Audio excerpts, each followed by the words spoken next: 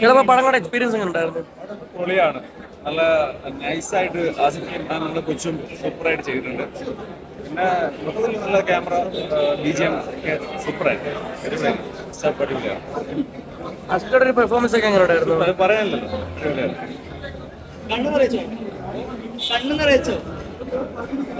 Nice, നല്ലൊരു feel ടച്ചാണ്. അടിപൊളിയാണ്.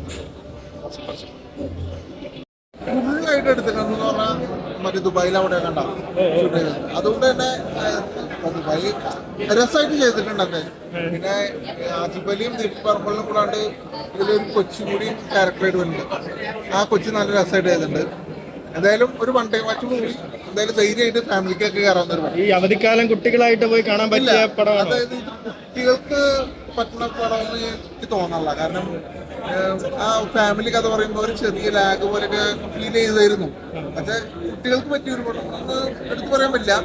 ഫാമിലിക്കൊക്കെ ധൈര്യമായിട്ട്. ആസിഫ് അലിയുടെ കഴിഞ്ഞ 2 പടങ്ങളും 50 കോടി കളക്ട് ചെയ്ത പടങ്ങളാണ്. അപ്പൊ ഈ പടത്തിലേക്ക് വരുമ്പം അത്തരത്തിൽ പ്രതീക്ഷിക്കാമോ?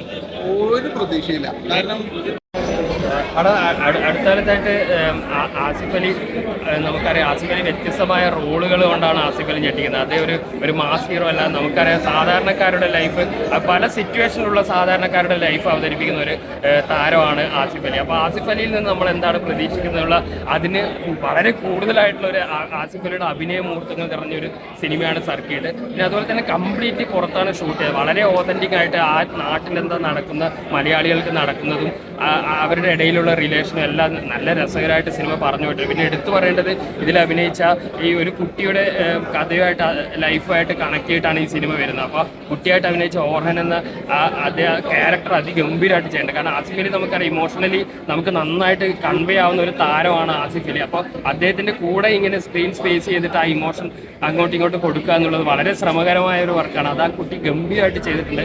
മൊത്തത്തിൽ നോക്കിക്കഴിഞ്ഞാൽ ഇമോഷണലി നന്നായിട്ട് കണക്ട് ആവുന്ന ഒരു ഫാമിലി ഡ്രാമയായിട്ട് സിനിമ വന്നിട്ടുണ്ട്. പിന്നെ ഗോവിന്ദ് വസന്തയുടെ ബാക്ക്ഗ്രൗണ്ട് സ്കോർ അത് ഈ സിനിമ നന്നായിട്ട് എലിവേറ്റ് ചെയ്തിട്ടുണ്ട് വേണ്ട രീതിയിൽ. അതുപോലെ സംഗീത് പ്രതാപാണ് എഡിറ്റിംഗ്. എല്ലാ മേഖലയിലും, ടെക്നിക്കൽ മേഖലയിലും കഥാപരമായും അഭിനയപരമായും മികച്ചു നിൽക്കുന്ന ഒരു സിനിമാനുഭവമാണ് സർക്കിട്ട്.